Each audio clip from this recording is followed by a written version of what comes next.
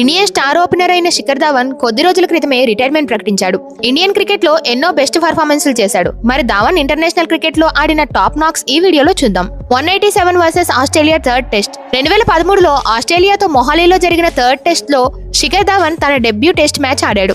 మొదటి 2 మ్యాచ్ల్లో ఫెయిల్ అయిన సెహ్వాగ్ స్థానంలో జట్టులోకి వచ్చిన ధావన్ ఆడిన మొదటి మ్యాచ్ లోనే సూపర్ సెంచరీ కొట్టాడు.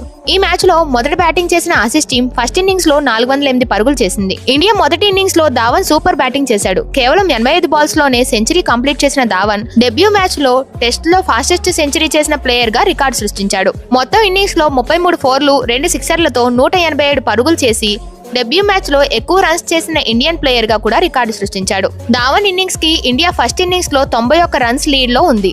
చివరికి ఆసీస్ ఇచ్చిన 133 రన్స్ టార్గెట్ ని చేస్ చేసి 6 వికెట్ల తేడాతో గెలవడంతో సిరీస్ ని మరో మ్యాచ్ మిగిలి ఉండగానే సొంతం చేసుకుంది. 114 versus south Africa champions trophy. 2013 champions ట్రోఫీలో ప్లేస్ దక్కించుకున్న ధావన్ కి ఫస్ట్ టైం ఓపెనర్ గా వచ్చిన రోహిత్ న్యూ పార్ట్నర్ అయ్యాడు. ఈ టోర్నీలో ఇండియా మొదటి గేమ్ సౌత్ ఆఫ్రికాతో జరిగింది. కార్డిఫ్ లో జరిగిన ఈ మ్యాచ్ లో ఈ ఓపెనింగ్ జోడీ 127 పరుగుల భాగస్వామ్యంతో సూపర్ హిట్ అయింది. ముఖ్యంగా ధావన్ ఈ మ్యాచ్ లో సూపర్ సెంచరీతో అదరగొట్టాడు. సౌత్ ఆఫ్రికా బౌలర్లను సమర్థవంతంగా ఎదుర్కొన్న ధావన్ కేవలం 94 బాల్స్ లో 12 ఫోర్లు 1 సిక్సర్ తో 118 పరుగులు నమోదు చేసి వన్డేల్లో తన మొదటి సెంచరీ నమోదు చేశాడు. దీంతో టీమిండియా 331 పరుగుల భారీ స్కోర్ సాధించింది. 115 versus New Zealand first test match. 2014లో Auckland లో న్యూజిలాండ్ తో జరిగిన మొదటి మ్యాచ్ లో టీమిండియా పోరాడి ఓడింది. ఈ మ్యాచ్ లో ఫస్ట్ ఇన్నింగ్స్ తర్వాత న్యూజిలాండ్ 301 పరుగుల లీడ్ సాధించింది. తర్వాత సెకండ్ ఇన్నింగ్స్ లో టీమిండియా బౌలర్ల దెబ్బకి 105 పరుగులకు ఆల్అౌట్ అయింది. అయినా ఇండియా ముందు 407 పరుగుల భారీ లక్ష్యం ఉంది. ఫస్ట్ ఇన్నింగ్స్ లో డక్అవుట్ అయిన ధావన్ చేజింగ్ లో మాత్రం అదరగొట్టాడు. విరాట్ తో కలిసి 115 పరుగులు చేసి దాదాపు మ్యాచ్ గెలిపించేలా కనిపించాడు.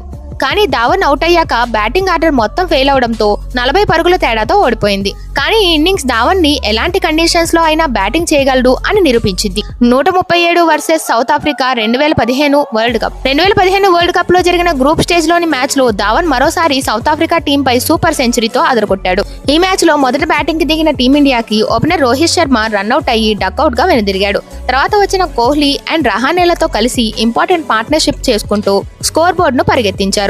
మొత్తం ఇన్నింగ్స్ లో 18 ఫోర్లు 2 సిక్సర్లతో 137 పరుగులు చేశారు. దీంతో ఇండియా 300 పరుగుల లక్ష్యాన్ని సఫారీ టీం ముందు పెట్టింది. తర్వాత టీమిండియా బౌలర్ల సూపర్ బౌలింగ్ కి సౌత్ ఆఫ్రికా టీం 177 పరుగులకు కుప్పగూలింది.